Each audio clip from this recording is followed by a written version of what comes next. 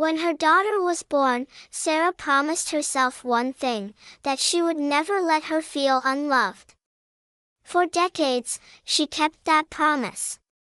She worked double shifts, sacrificed her dreams, and stood by her child through every storm. But love, the kind that gives everything, can sometimes turn into the easiest thing to take for granted. Years later, Sarah would learn the hardest truth of all. That being a good mother doesn't always mean being remembered. And sometimes, the people you love the most are the first ones to erase you. This is her story, of devotion, betrayal, and the quiet strength that comes when there's nothing left to lose. Sarah Miller had never known what an easy life looked like. She didn't have the kind of story that began with luck or money. Hers was built on early mornings, aching hands, and the quiet strength of a woman who never gave up. When her husband walked out one cold November morning, leaving nothing but a note and an unpaid rent bill, Sarah didn't collapse. She simply folded the note, tucked it in a drawer, and went back to making breakfast for her 5-year-old daughter, Emily. That morning marked the start of a new kind of life, one where there were no we anymore, only us two. Sarah promised herself that Emily would never feel what it meant to be abandoned. Their small apartment in Dayton, Ohio, was nothing fancy: peeling wallpaper, an old sofa that smelled faintly of laundry detergent, and a kitchen that always seemed too small for the noise it held. But Sarah made it feel like home. There was always something baking in the oven, music humming softly in the background, and Emily's laughter echoing through the narrow hallway. Sarah worked long hours at the local grocery store, first as a cashier, later as a supervisor. Every evening, she'd return home with tired feet but a smile ready for her daughter.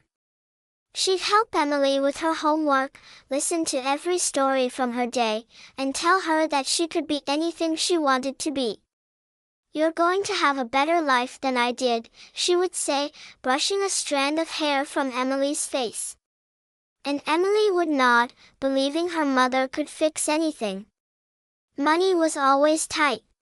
Bills were constant visitors. Sometimes Sarah had to choose between paying for electricity or buying new shoes for Emily. The choice was always the same: Emily's needs came first. Sarah would wear the same coat for 5 winters in a row, while her daughter had new boots each year. She told herself it didn't matter. "I'm fine," she'd say, smiling, though her hands would tremble from exhaustion. Still, there was love, simple, unwavering love that made the hard days bearable. They shared everything: their meals, their laughter, their silence. On weekends, they'd sit by the window and watch the world outside, people rushing, cars passing, and Sarah would whisper, "One day, it'll be you out there, doing great things." Emily would rest her head on her mother's shoulder and reply, "I'll take you with me." As Emily grew older, her world began to expand. She loved school, adored reading, and dreamed of becoming a journalist. Sarah encouraged every dream, no matter how far-fetched. She scraped together money to buy her a used laptop and signed her up for writing workshops. Every time Emily won a small award or got praised by a teacher, Sarah would tell everyone at work about it: her daughter, the brightest star she'd ever known. When Emily graduated high school with honors, Sarah cried through the entire ceremony. She sat in the back row of the auditorium, clutching a small bouquet of flowers that cost more than she could really afford. When Emily walked across the stage to receive her diploma, their eyes met. Emily's smile was wide and proud, and Sarah thought everything was worth it. Every sleepless night, every double shift, every sacrifice, it had all led to that moment. College was harder. Sarah helped pack Emily's suitcases and drove her across the state to her dorm room. The drive was quiet, full of things neither of them wanted to say. Sarah wanted to tell her how terrified she was of the empty apartment she'd returned to, how she didn't know what to do with herself once her daughter was gone. But instead, she smiled and said, "You're ready for this." Emily hugged her, whispered, "I'll call every day," and walked into her new life. The first weeks were filled with calls and messages, stories about classes, roommates, and campus life. But slowly, the calls became shorter, less frequent. "I'm just so busy, Mom," Emily would say, and Sarah would pretend it didn't hurt. She told herself it was normal, that children grew up and built their own worlds.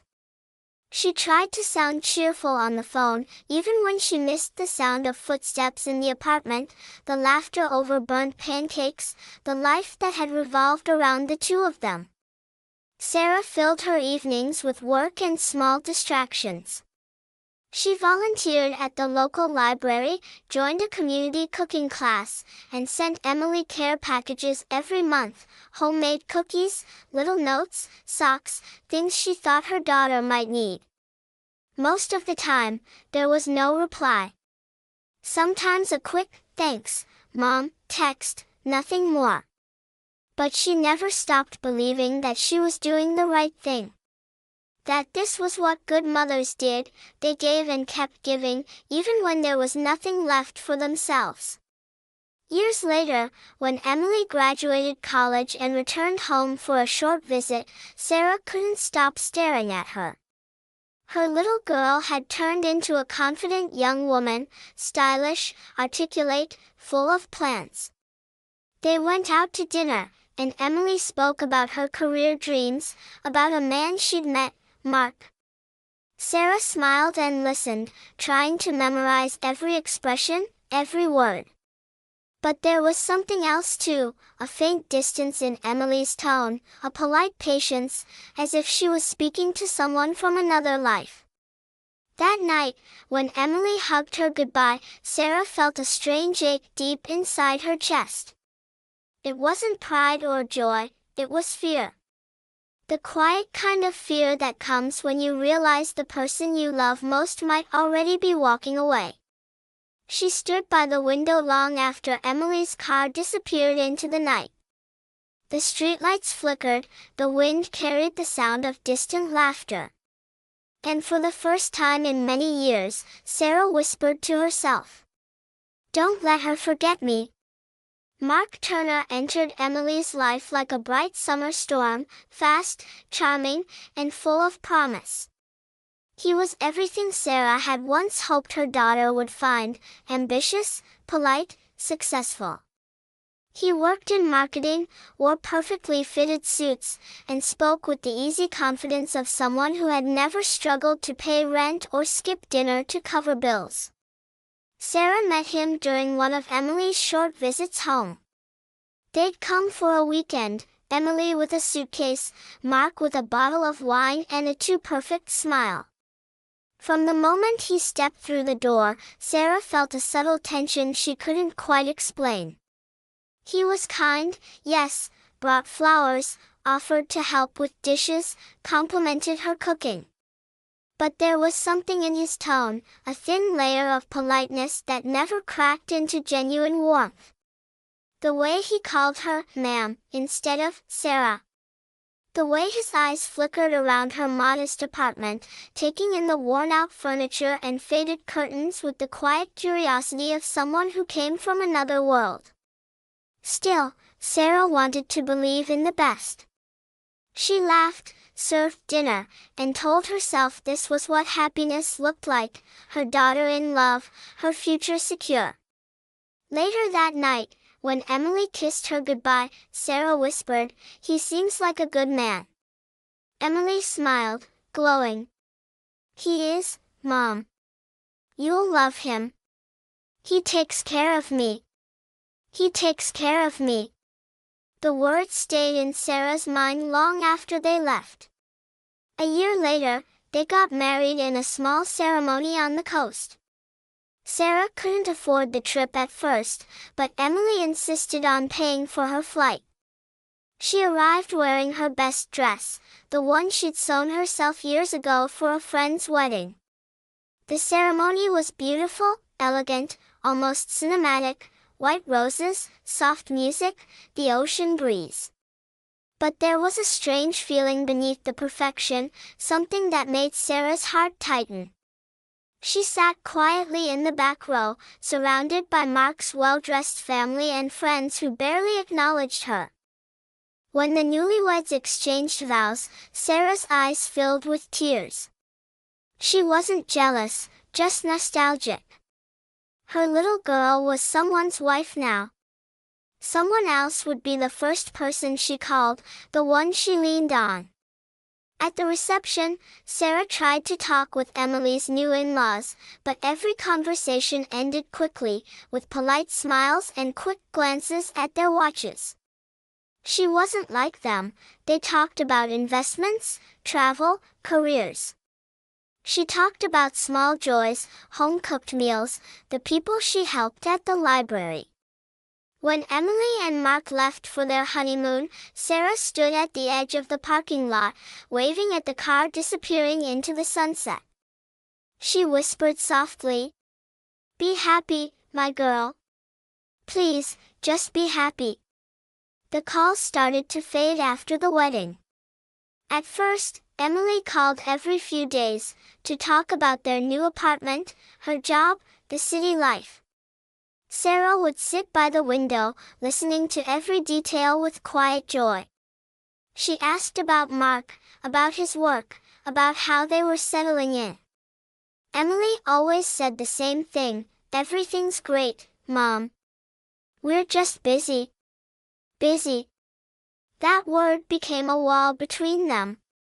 Holidays came and went. Sometimes Emily would send a short message, "Happy Thanksgiving, Mom," or "We'll visit soon." But soon never came. Sarah tried not to complain. She told herself Emily was building a life, just like she had raised her to do. Still, there were nights when the silence of the apartment felt unbearable. She'd sit by the phone, scrolling through old photos of Emily as a child, her first day at school, her birthday parties, the two of them laughing on the couch. Then one afternoon, Emily called, her voice cheerful, hurried. "Mom, guess what? We bought a house." Sarah smiled so wide it hurt. "A house? Oh, honey, that's wonderful. It's just outside Chicago." "It's big, actually." Mark's parents helped with the down payment. Sarah's excitement faltered for a moment. "That's great. I can't wait to see it." There was a pause. "Yeah, about that. We're still unpacking, and Mark's parents are visiting soon, so maybe later. But I'll send you pictures." Later never came. Months passed.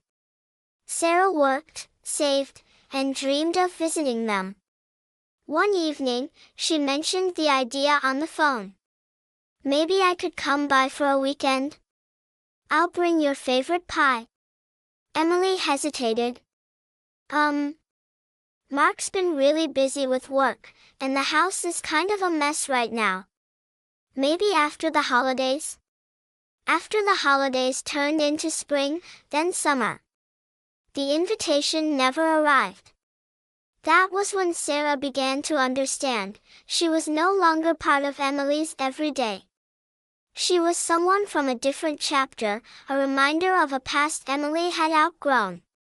But she didn't stop trying. She mailed birthday gifts, called every few weeks, left cheerful voicemails when her calls went unanswered. When she finally did reach Emily, her daughter always sounded distracted, her tone polite but distant. One evening, Sarah's coworker showed her how to use Facebook. "That's how I keep up with my kids," the woman said. "They never call, but they post everything online." So Sarah made an account. She searched for Emily, found her profile, and hesitated before clicking Add Friend. The next day, Emily accepted the request. Sarah smiled, relieved, a small victory. She began checking her daughter's page every day, quietly proud of every photo, every achievement. But one afternoon, as she scrolled, she froze. Emily had posted a picture of a family barbecue, Mark, his parents, a few friends. The caption read, "Love our little family." Her little family. Sarah stared at those words for a long time. There was no tag, no mention, not even a trace of her in Emily's digital world. Not "Mom," not "My mother," not "Thank you." Just nothing. She closed the laptop slowly and sat in silence. For the first time, she didn't cry. Instead, she whispered to herself, "She's happy. That's what matters." But in the quiet of her small apartment, surrounded by fading photos and memories of laughter, Sarah felt the unmistakable sting of something breaking. Not loudly, not all at once, just a quiet fracture, the kind that starts small and grows with every passing day. The first betrayal wasn't cruel or deliberate. It was silence. And it hurt the most because it came wrapped in love. Sarah had never been one to make big plans for herself. Her happiness always came from small things, a warm cup of coffee, the sound of birds outside the window, or a call from her daughter. But as Emily's 30th birthday approached, Sarah felt something deeper than nostalgia. It had been almost a year since they'd last seen each other, and every attempt to visit had been politely brushed aside. So that spring morning, she made a decision. She would go to Chicago. She wouldn't call first, wouldn't wait for another, maybe next month. She would surprise her daughter with a cake, gifts, and all the love she'd been holding inside for years. Sarah spent 3 days preparing. She baked Emily's favorite lemon pound cake, wrapped a small necklace she'd saved up for, a delicate gold chain with a tiny heart. She even bought a new dress, light blue with soft flowers, something that made her feel just a little younger. On the morning of the trip, she looked at herself in the mirror and smiled nervously. "She'll be so happy," she whispered. "It's been too long." The bus ride took 7 hours.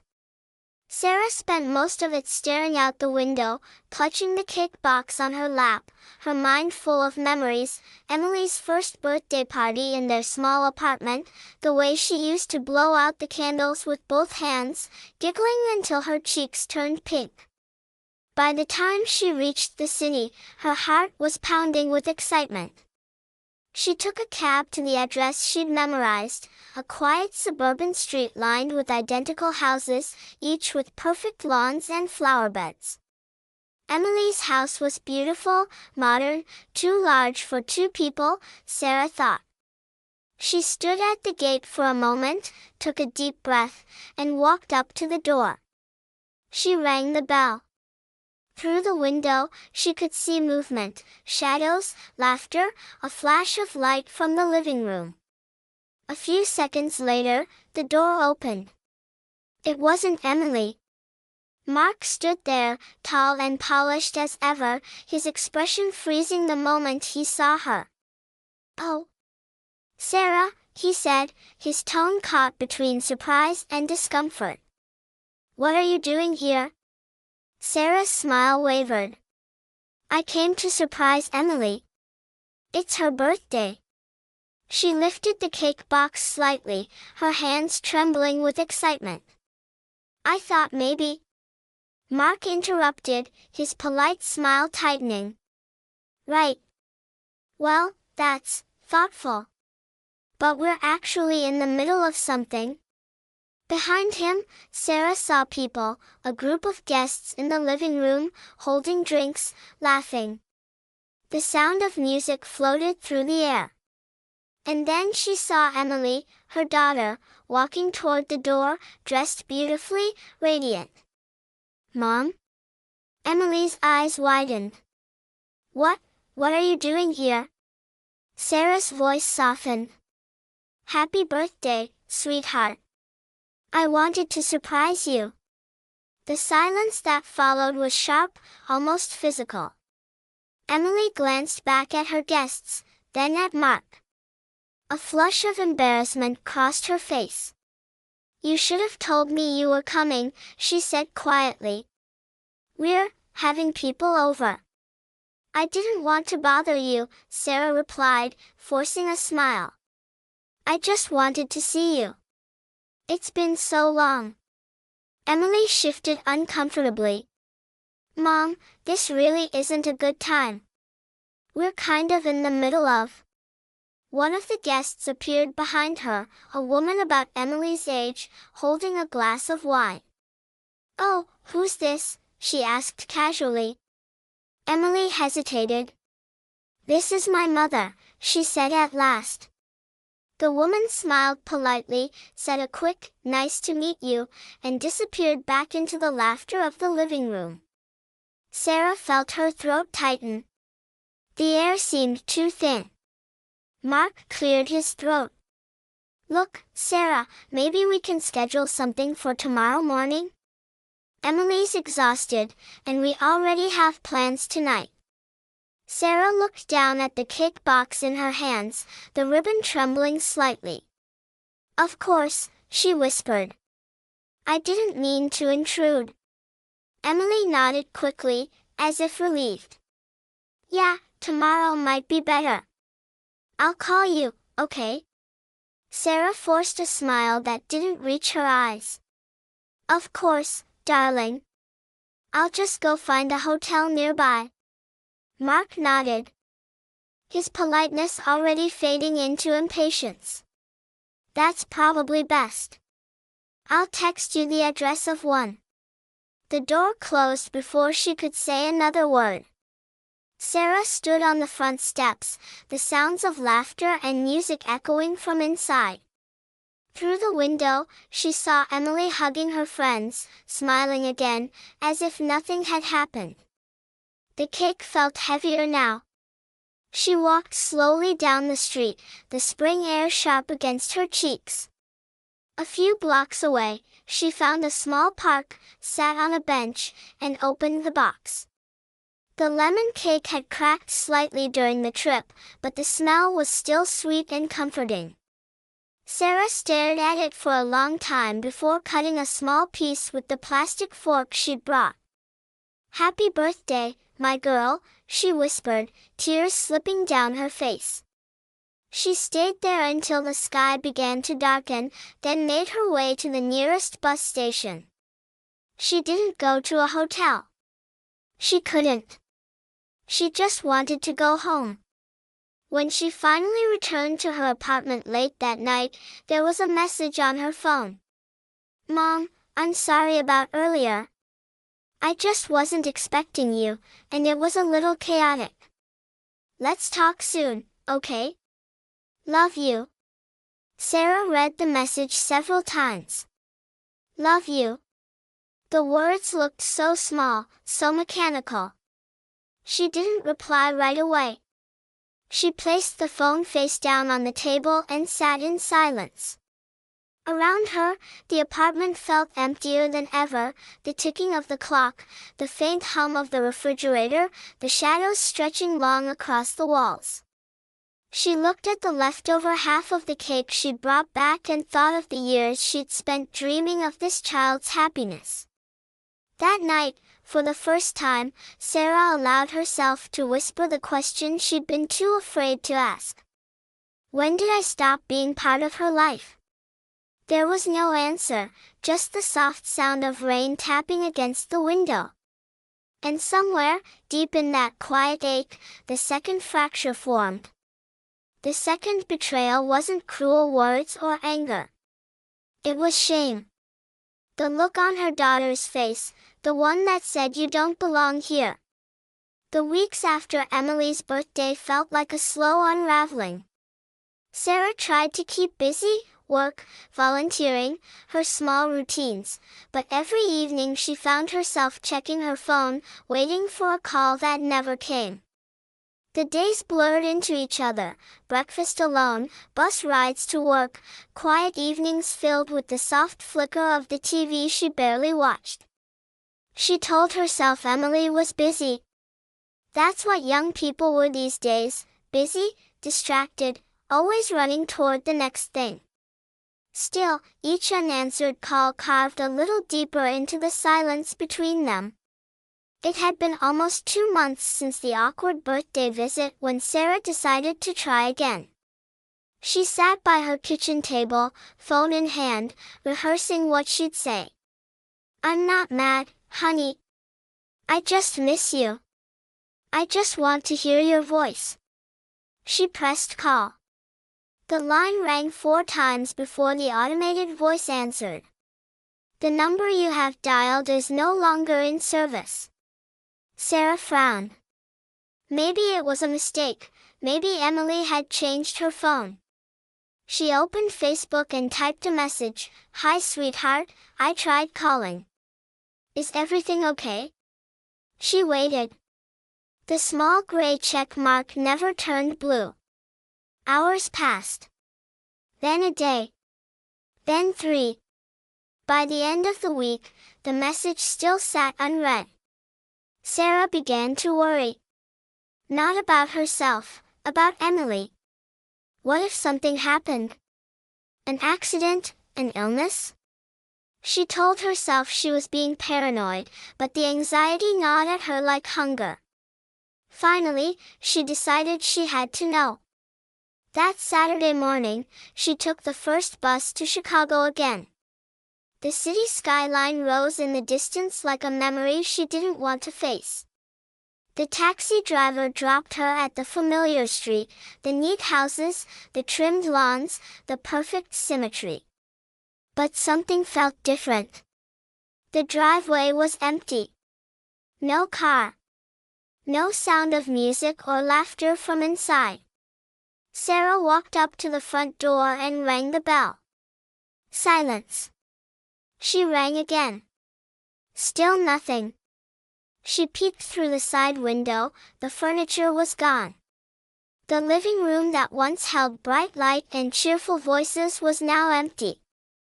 Bare floors, a few stray boxes, curtains half removed. Her breath caught in her throat. She walked around to the back, where the small garden used to be. A "for sale" sign leaned against the fence, half fallen, the edges of the paper peeling from the rain. Sarah's knees went weak. They had moved. Without a word. She stood there for a long time, the spring wind tugging at her coat. Then a voice startled her, an older woman, stepping out from the neighboring yard, holding a watering can. "Oh, hello," the woman said kindly. "Are you looking for Mark and Emily?" Sarah turned, her voice trembling. "Yes, I'm her mother. I didn't realize they'd left." The neighbor's expression softened with pity. "Oh, dear. They moved about a month ago. Packed everything up in a weekend.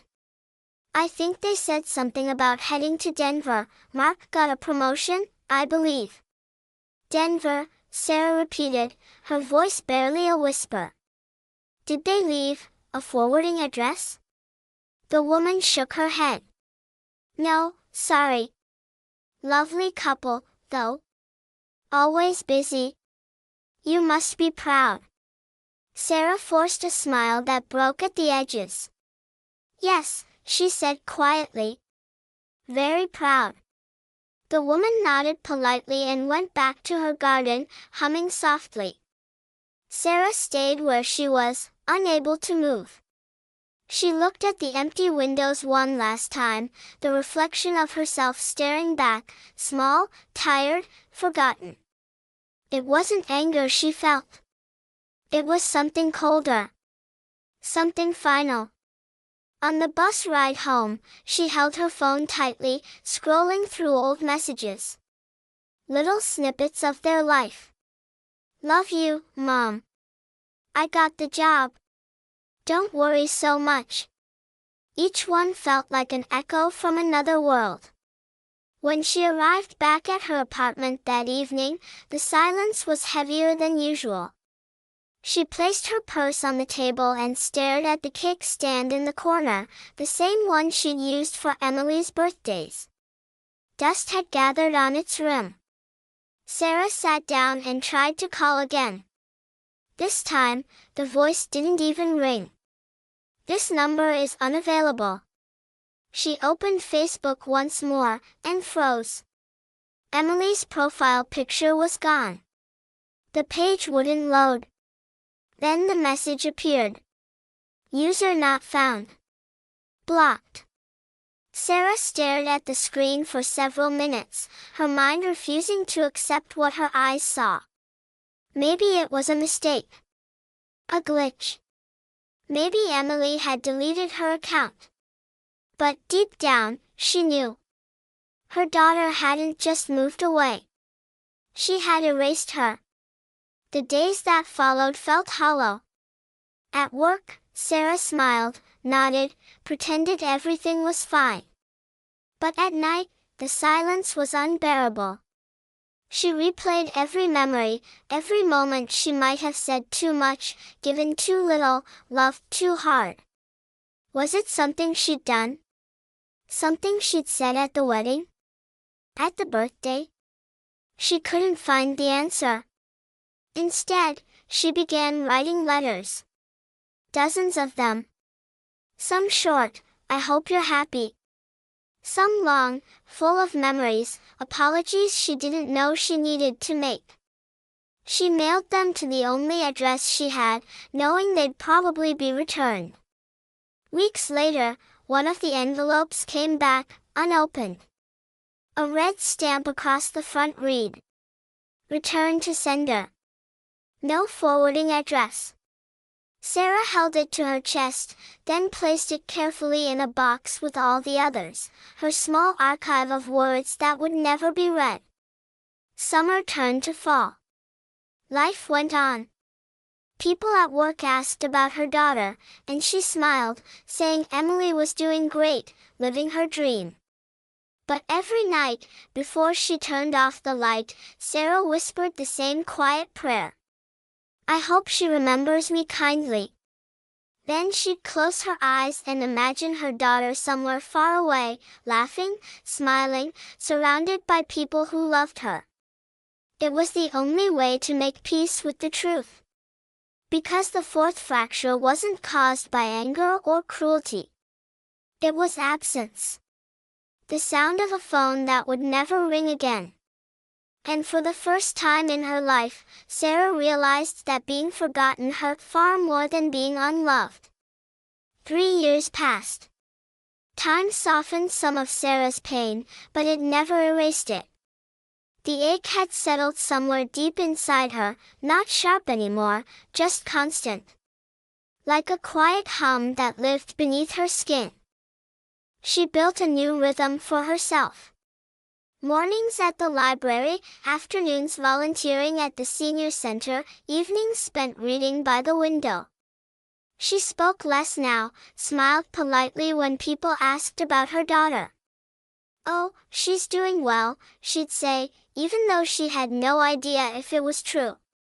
The seasons turned, one after another. Then, one chilly October morning, the phone rang. Sarah was in the kitchen, making tea. The sound startled her, she hadn't heard that ringtone in so long it almost felt foreign. She picked up the phone, glancing at the screen. Unknown number. For a second, she almost ignored it. Then something inside her, a small, reckless hope, made her answer. Hello? There was a pause, and then, a voice she hadn't heard in years. Mom? The cup in Sarah's hand slipped slightly, clinking against the counter. Emily, she whispered. Hi, Emily said softly. It's been a while. Sarah leaned against the counter, her knees weak. "A while," she repeated, her voice trembling. 3 years, Emily. I thought. She stopped herself before the word "forgot" could escape. "I know," Emily said quickly. "I'm sorry. Things got complicated. Life, you know. I didn't mean for so much time to pass." Sarah swallowed hard. "Are you okay? Is everything all right?" There was another pause, the kind that always hides something. "Yeah. I'm fine. Actually, we're fine. It's just, well, I was hoping we could see each other. Maybe talk in person." Sarah's heart began to race. "Oh, sweetheart, of course. I'd love that." "When?" "This weekend," Emily replied. "We'll be in town for a few days. Mark's got a business thing, and, well, it just felt like the right time." "The right time," Sarah echoed. "Yes, of course. I'll make dinner. Your favorite, lemon chicken and mashed potatoes, just like when you were little." Emily hesitated. "Actually, we were thinking you could come to the hotel. It'll be easier that way. They have a restaurant downstairs." Sarah's smile faltered, though Emily couldn't see it. "Oh, yes. Sure. That's fine." "Great," Emily said quickly, relief in her voice. "Saturday night, around 7? "Yes, darling," Sarah said softly. "I'll be there." When she hung up, her hands were trembling. She stood there for a long moment, staring at the phone. Her daughter had called. After all this time. It didn't matter why, she told herself that over and over. It doesn't matter. She reached out. That's what matters. Saturday came too slowly. Sarah spent the morning cleaning her apartment as if Emily were coming there after all. She polished every surface, arranged flowers on the table, and ironed her best blouse. Then she took the old gold necklace, the one she'd bought years ago for Emily's birthday, the one that had never been given, and slipped it into her purse. The hotel was one of those tall, glass-covered buildings that glimmered even in the gray afternoon light. The lobby smelled faintly of perfume and money. Sarah felt out of place immediately, her shoes quiet on the marble floor, her reflection small against the polished walls. When she saw Emily walking toward her, she almost didn't recognize her. Her daughter looked radiant, elegant dress, perfect hair, the glow of someone who had built a new, beautiful life.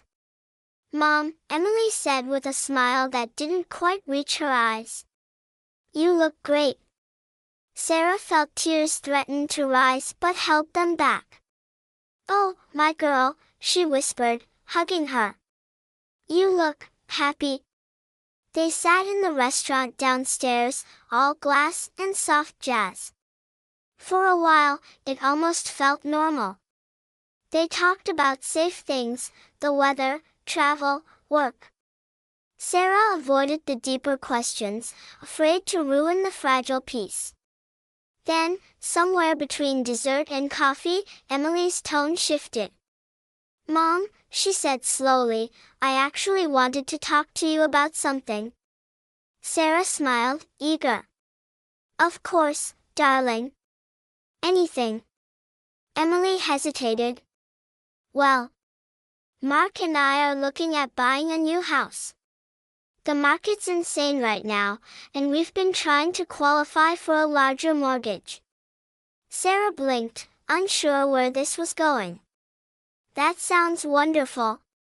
"Yeah, it is," Emily said. "But there's a small issue. The bank wants us to show a bit more liquidity. Just on paper. Nothing big. I remembered you still have that old savings account Dad set up years ago." Sarah's stomach dropped. It wasn't much, maybe $10,000, her emergency fund. The money she'd quietly saved over the years, little by little, in case she ever needed surgery or help in old age. Yes, she said carefully. Why?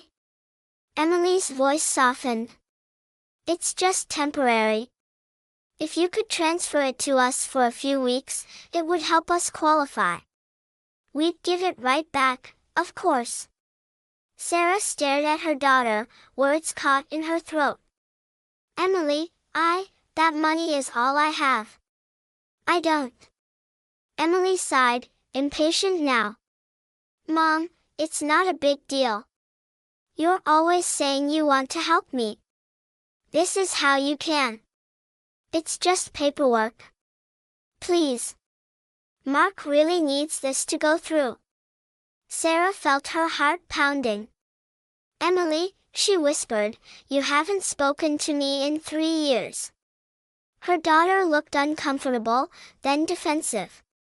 I know, and I'm trying to fix that. This is me reaching out. I just thought. No, Sarah said quietly. This is you needing something. For the first time, Emily looked genuinely angry. You don't understand. We're trying to build something real here. I thought you'd be proud of me. Sarah swallowed hard, her voice trembling. I am proud. But this isn't what love looks like, Emily. You don't call your mother after years just to ask for money. The silence that followed was long and suffocating. Emily looked away first. I shouldn't have come, she muttered, standing up. Emily, please, Sarah said, reaching out, but her daughter stepped back. Forget it, Emily said quietly. It doesn't matter. Then she turned and walked away. Sarah sat there alone, surrounded by the hum of soft music and clinking glasses. The waiter came by, asking if she wanted anything else. She shook her head, unable to speak. After a long while, she reached into her purse, took out the small box with the necklace, and placed it on the table. For you, she whispered to no one. That night, Sarah walked home in the cold. Her reflection followed her in the dark shop windows, smaller, slower, but somehow lighter. Because in that moment, she finally understood something she should have learned long ago. Love without respect is just guilt dressed as affection. The fourth betrayal wasn't silence or shame. It was use. And it broke whatever small piece of her still believed she could earn her daughter's love by giving more. Winter came early that year. The first snow fell in mid-November, covering the small town in silence. Sarah liked walking in the mornings, before the streets woke up, before anyone could see the loneliness that followed her like a shadow. It had been 6 months since that dinner at the hotel. 6 months since she'd last seen Emily's face, a face that no longer held warmth, only polite distance. There had been no calls after that night. No apologies. No explanations. Sarah tried to let go, but a part of her still waited. Every time the phone rang, her heart jumped. Every letter in the mail made her hope it might be from Emily, maybe a Christmas card, maybe a note saying, let's try again. But none came. She told herself she was fine. She had her books, her neighbors, the small garden on the balcony. But deep inside, the ache of being erased, not hated, not even remembered, was unbearable. Then, one gray morning, it happened. Sarah was at the grocery store, picking up milk and bread, when she overheard 2 women talking near the produce section. One of them mentioned a beautiful new family that had moved into the house on Maple Street, the same neighborhood where Emily had lived. Sarah turned her head, listening without meaning to. They sold that house so fast, one woman said. The Thompsons, or was it the Harrisons? Anyway, the young couple who lived there moved out west. Colorado, I think. Colorado. The word struck Sarah like a stone. Her hands froze on the shopping cart handle. After paying for her groceries, she went home in a daze. She sat in her small kitchen, staring at the steam rising from her cup of tea. Colorado. She didn't want to believe it. But something deep down told her it was true. Emily was gone. Not just gone for the weekend or for a new job, gone for good. Still, she needed to see it for herself. That afternoon, she took the bus across town to Maple Street. It felt strange to walk down that familiar block, the row of tidy houses, the maple trees bare against the winter sky. When she reached the corner, she stopped. The house stood there, the one her daughter had bought years ago with such pride. Only now it looked different. New curtains, a strange car in the driveway, toys scattered on the lawn that didn't belong to her grandchildren. She stood on the sidewalk for a long time, watching the life that no longer included her. The front door opened for a moment, and a woman stepped out, not Emily, but someone else entirely. She waved at a passing car, smiling. Sarah felt something inside her quietly break, not with drama or noise, but with the dull finality of realization. Emily hadn't told her. Not a word. Not a goodbye, not a letter. She had simply moved her entire life somewhere else, leaving behind the ghost of a mother she no longer needed. Sarah turned away and walked back toward the bus stop, her breath visible in the cold air. On the ride home, she looked out the window without really seeing the world passing by. Everything outside seemed both distant and painfully sharp, the outlines of strangers' faces, the reflection of her own aging eyes in the glass. That night, she sat in her armchair and opened her laptop. Her fingers hesitated before typing her daughter's name into the search bar. A few seconds later, photos appeared, bright, smiling images from a new life. Emily, Mark, and the children, standing in front of a large modern house with snow-covered mountains in the background. The caption beneath one photo read, "Finally, our family together in our forever home." Sarah stared at those words. Her hand trembled slightly, the glow of the screen painting her face in pale light. Our family. Not her family. Not the woman who had raised her, held her through fevers, worked night shifts to pay her college tuition. No, that family had been rewritten. Edited out. She closed the laptop and sat in silence. There were no tears left to cry. The grief had burned so completely that what remained was only clarity, painful, but pure. For the first time, she stopped asking why. There was no great mystery to it, no single moment of cruelty. Just slow erosion, years of unspoken resentment, distance, convenience. A daughter who outgrew her mother the moment her life became more comfortable.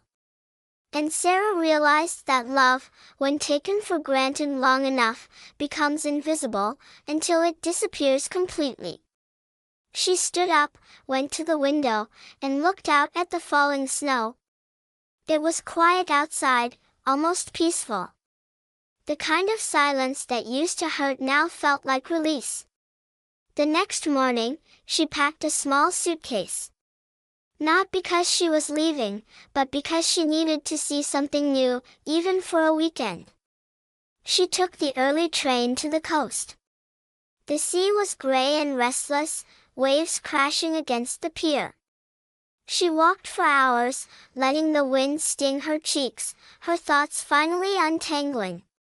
For the first time in years, she wasn't thinking about Emily. She was thinking about herself. She ordered coffee at a small seaside cafe, sat by the window, and watched seagulls drift in the wind. The waitress smiled at her, and Sarah smiled back, a real smile, gentle and unforced. It wasn't forgiveness. It wasn't peace. But it was the beginning of something quieter, acceptance. She knew that if Emily ever called again, she would answer. Not with the desperate hope of a forgotten mother, but with the calm of someone who no longer begged to be seen. Some loves fade slowly, like an old photograph. Others end abruptly, like a door closing forever. But the hardest truth of all is learning that both can still leave you standing, alive, whole, and free. Sarah finished her coffee, took a deep breath of salt air, and whispered to herself. This is the part where I start living again. Then she walked outside, into the cold wind, not looking back. Spring came quietly that year. It didn't rush in with color or song, it just arrived, slowly, like forgiveness. The snow melted, the streets cleared, and sunlight began to spill through Sarah's window again. Her apartment had changed. Not in furniture or decoration, but in presence. There were plants now, living things that demanded care. A small shelf filled with books about places she'd never seen, Italy, Japan, Iceland. She read them every night, not because she planned to travel, but because she wanted to remember there was still a world beyond her memories. Time hadn't erased the pain of losing her daughter. It had simply taught her how to carry it. Pain, she realized, wasn't something you get over. It became a part of you, like scar tissue, stronger than what was there before. Every morning, Sarah walked to the library where she volunteered. The same faces greeted her, the same warm hellos, but something inside her had shifted. She no longer waited for her phone to ring. She no longer looked at every mother and daughter on the street with envy. She had accepted that her story was no longer about them. It was about her. One afternoon, as she was sorting returned books, a young woman came up to her desk. She was around 30, with tired eyes and a gentle voice. "Excuse me," she said. "Do you have any books about setting boundaries? With family, I mean." Sarah looked up. The question hit her harder than she expected.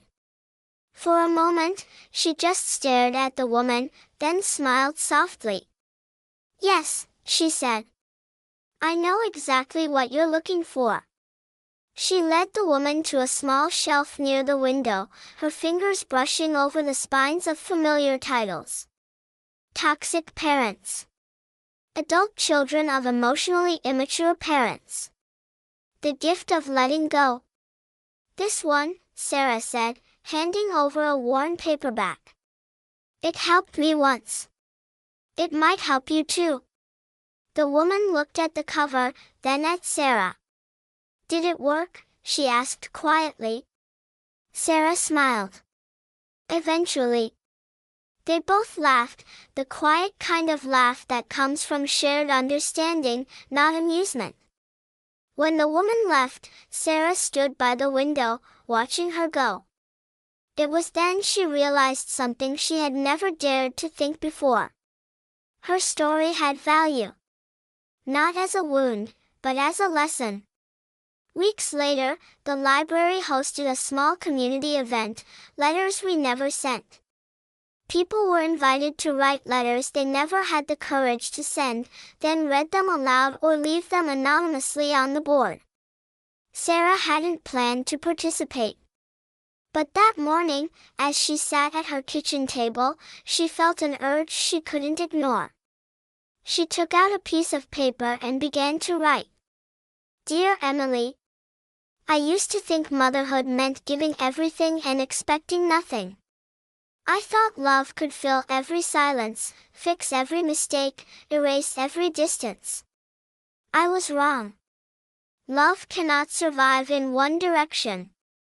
It needs to be met halfway, not with perfection, but with honesty. For years, I mistook your indifference for independence. I told myself you were busy, successful, fulfilled. I excused the quiet because I feared the truth behind it. The truth is simple. You stopped needing me long before I stopped loving you. And for a long time, I blamed myself for that, for being too much or not enough. But now, I see it differently. What you gave me, your distance, your absence, forced me to find something I had lost a long time ago, myself. So, thank you. Not for the hurt, but for the clarity that came with it. If one day you remember me, I hope it's not with guilt. I hope it's with peace. Love. Mom.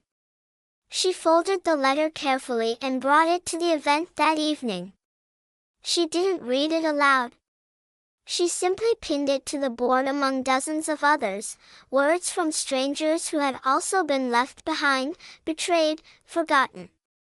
As she stood there, reading other people's confessions, apologies, goodbyes, promises never kept, she felt something unexpected: connection. Everyone in that room had been broken by someone they loved. But they were still here. Still breathing, still writing, still hoping. That was the miracle of pain. It didn't have to destroy you.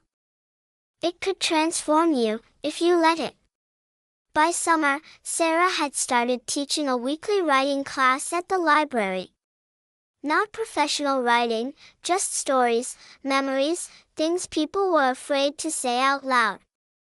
She listened as others told their truths, and through them, she found her own voice again. One evening, after class, a student handed her a small card. On it were just 3 words. "You saved me." Sarah didn't cry. She simply pressed the card against her chest, knowing that, in a strange and quiet way, all the pain she endured had led her exactly here, to this moment, to these people, to this peace. She still thought of Emily sometimes. Once, she even saw a new photo of her online, the children older now, smiling on a beach somewhere far away. Sarah didn't linger on it. She just hoped they were happy. She had no desire to reopen wounds. Forgiveness, she learned, wasn't about letting someone back in. It was about letting yourself move on without them. On her 65th birthday, she went to the coast again, the same place she had visited that winter. The sea was calm this time, soft waves brushing against the shore. She walked barefoot in the sand, feeling the world beneath her feet, solid, real, hers. There was no bitterness left. Only gratitude. For the years she had given, the lessons she had learned, and the woman she had finally become. Standing by the water, she whispered quietly, "I did my best." And for the first time, that felt like enough. That night, she wrote one last entry in her journal. You can lose everything, love, family, even your name in someone's heart, and still rise again.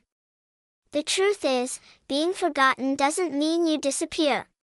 It means you finally have space to remember who you are.